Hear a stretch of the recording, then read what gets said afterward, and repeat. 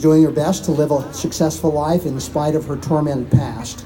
As a graduate of BYU with a major in English and a minor in art, she has worked as a residential coach for troubled teens, then as a therapist for autistic children. By sharing her truth, she has high hopes to eliminate the epidemic of child abuse. Christina.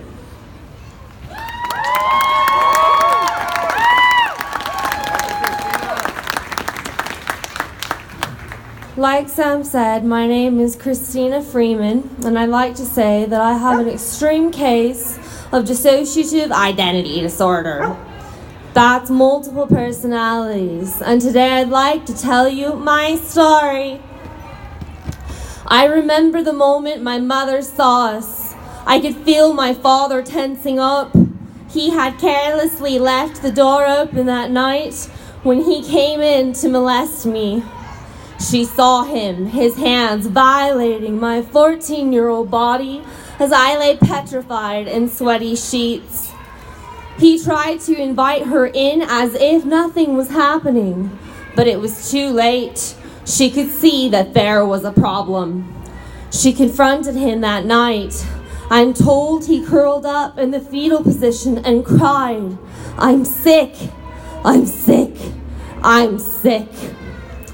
First, my mom had my dad talk to the bishop, who did call Child Protective Services, who did call the police, but the police reports don't line up with what happened. They admit at least 9 years of abuse. My testimony also neglected the truth.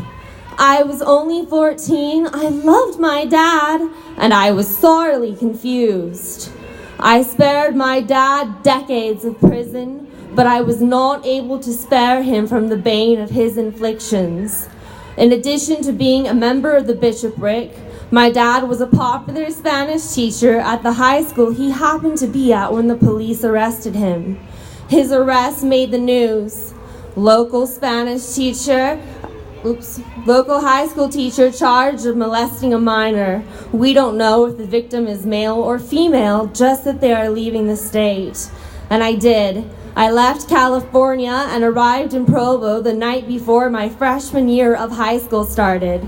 My parents didn't want anyone to know what I had been through. I did my best to comply with their desire for silence. I held my suffering deep inside. Trauma can take a while to manifest. For years, I seemed all right.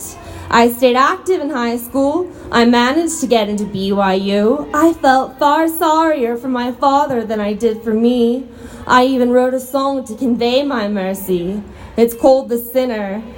The Sinner is about the woman who washed Christ's feet with her tears. The Pharisees judged her, but Christ loved her. I wanted people to know that making the worst mistake doesn't make you the worst person. Like the priest in Les Mis, I wanted the world to pardon and forgive. The song has come to mean more over time. It's not just about my father's suffering. It's about mine. As the years continued, my afflictions increased. My confidence diminished. I could never sleep. In a hellish spiral of sabotage defeat. I lost jobs. I lost friends. I lost my identity to a raging nymphomaniac whose torment knew no end. From the depths of my childhood hurt, these dark entities began to emerge. But even with all these altars, I felt alone. I love my family, and they loved me. But when they all took my father's side, I felt I had no home.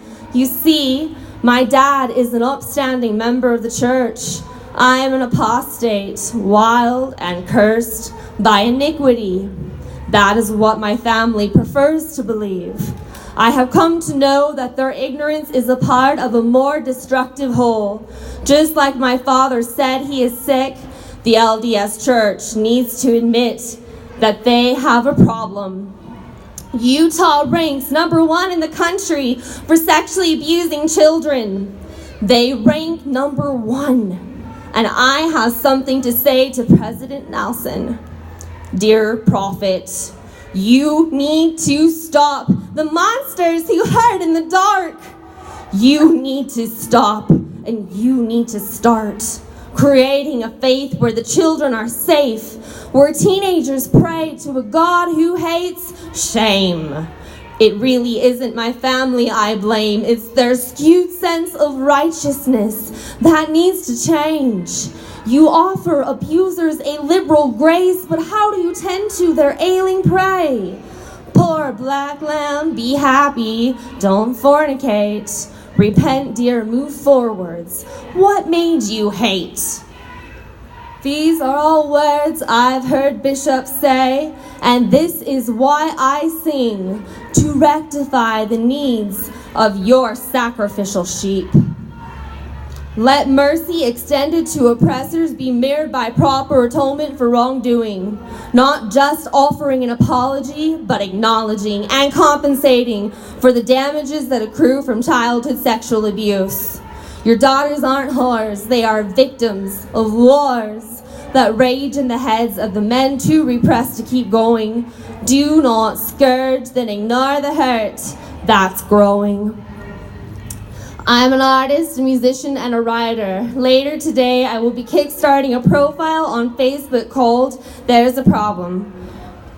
There's a Problem will detail the entire story of my abuse and offer insights on what we can do to create change. It is time to end these cycles caused by shame. Thank you!